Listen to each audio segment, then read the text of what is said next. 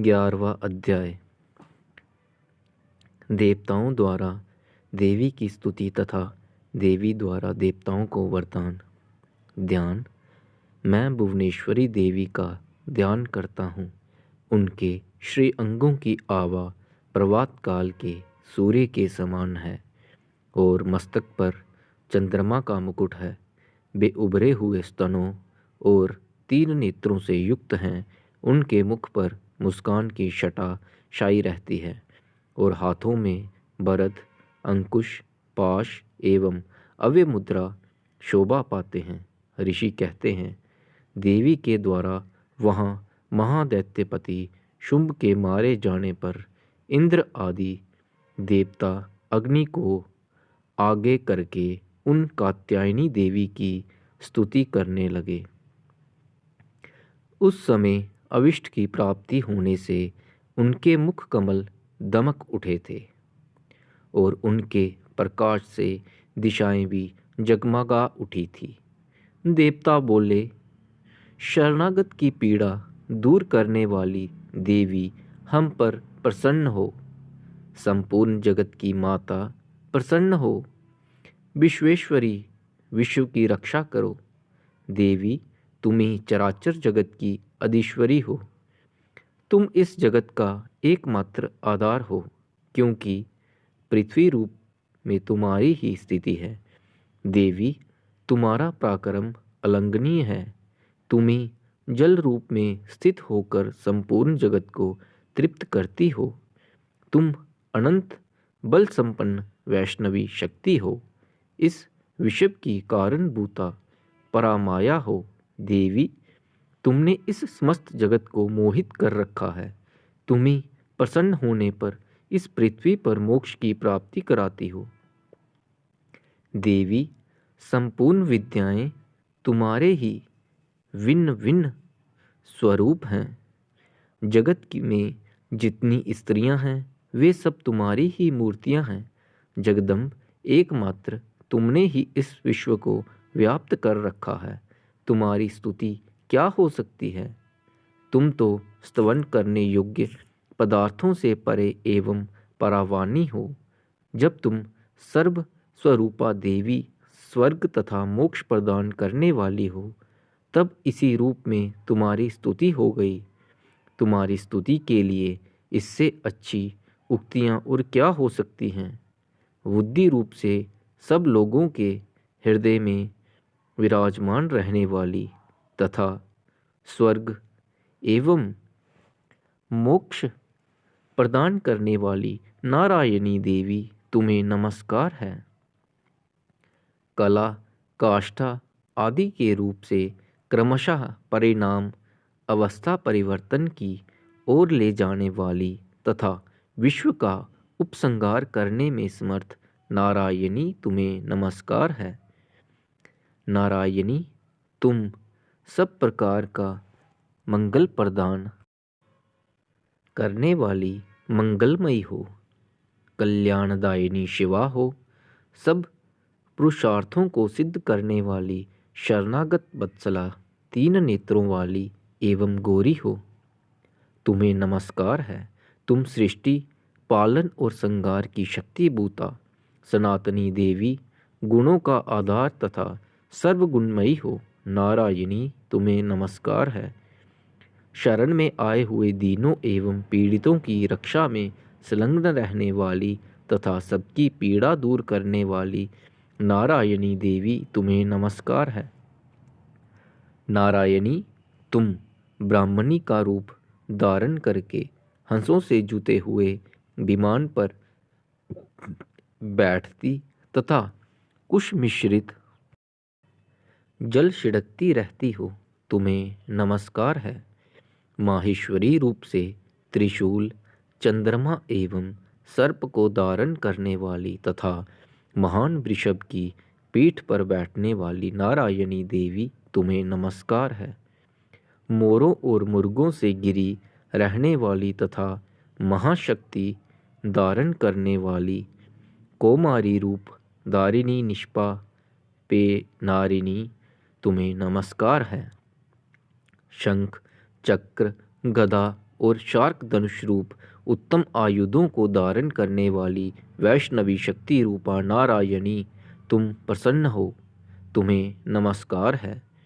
हाथ में भयानक महाचक्र लिए और दाढ़ों पर धरती को उठाए बाराही रूपधारिणी कल्याणमयी नारायणी, तुम्हें नमस्कार है।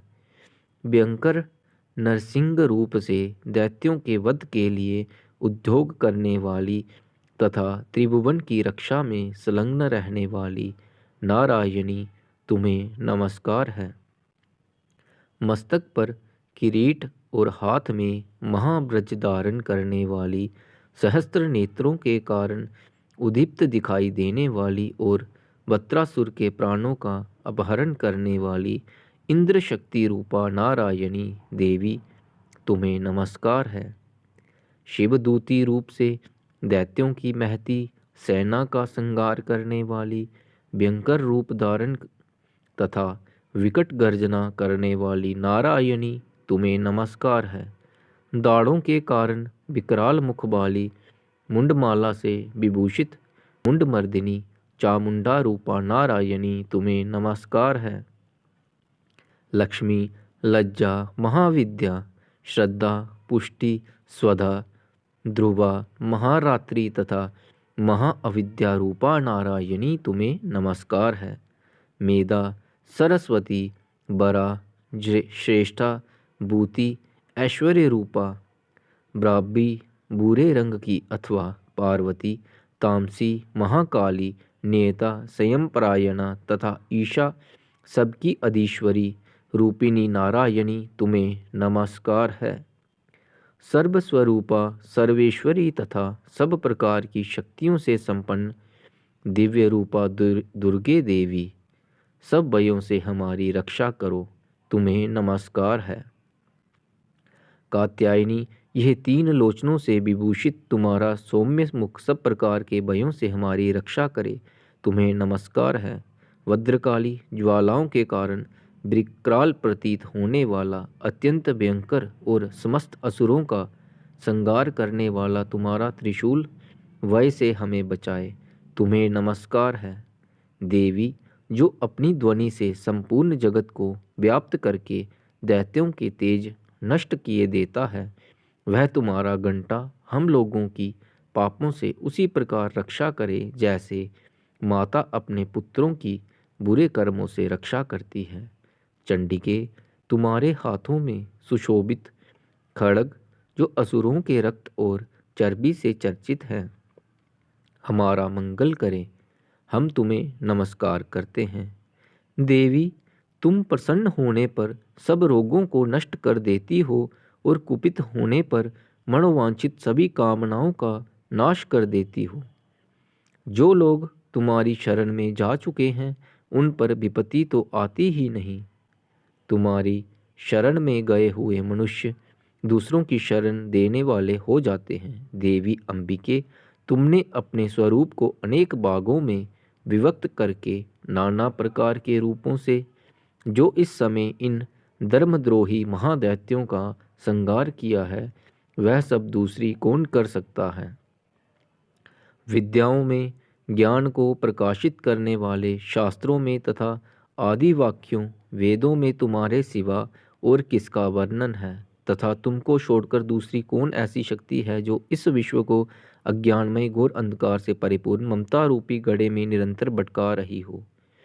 जहाँ राक्षस, यहाँ भयंकर विष वाले सर्प, यहाँ शत्रु, यहाँ लुटेरों की सेना और यहाँ दावानल हो, वहाँ तथा तुम्हारे समुंदर के बीच में भी साथ रहकर तुम विश्व की रक्षा करती हो।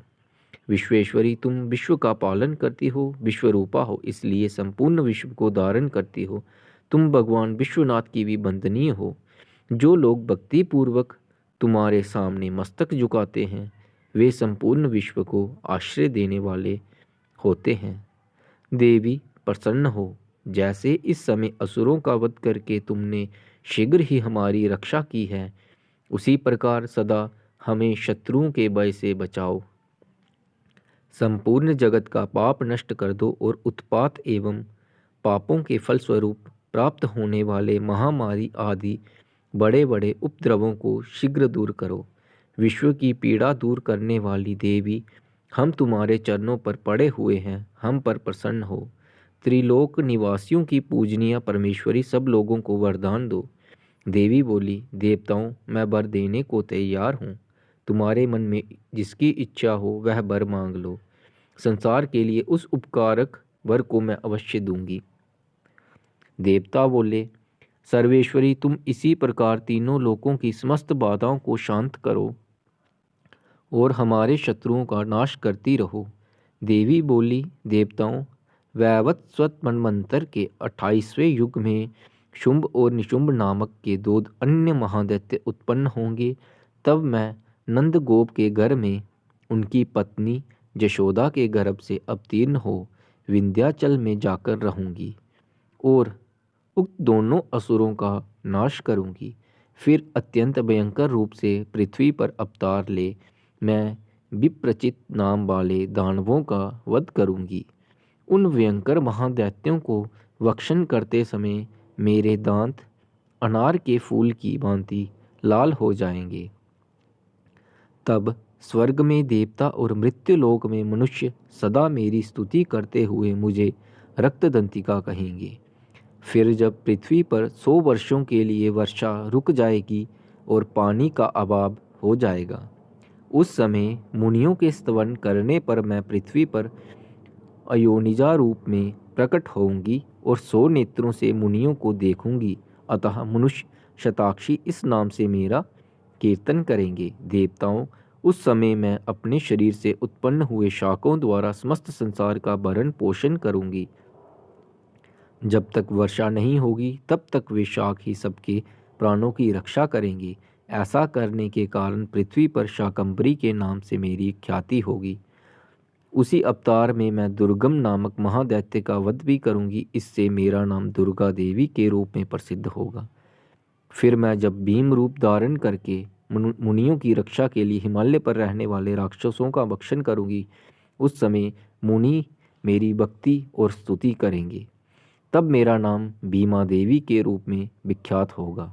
जब अरुण नामक दैत्य तीनों लोकों में भारी उपद्रव मचाएगा, तब मैं तीनों लोकों का हित करने के लिए 6 पैरों वाले असंख्य भ्रमरों का रूप धारण करके उस महादैत्य का वध करूंगी। उस समय सब लोग ब्राह्मरी के नाम से चारों ओर मेरी स्तुति करेंगे। इस प्रकार जब जब संसार में दानवी बाधा उपस्थित होगी, तब तब अवतार लेकर मैं शत्रुओं का संहार करूंगी। इस प्रकार श्री मार्कंडेय पुराण में सावर्णिक मनवंतर की कथा के अंतर्गत देवी महात्म्य में देवी स्तुति नामक 11वां अध्याय पूरा हुआ।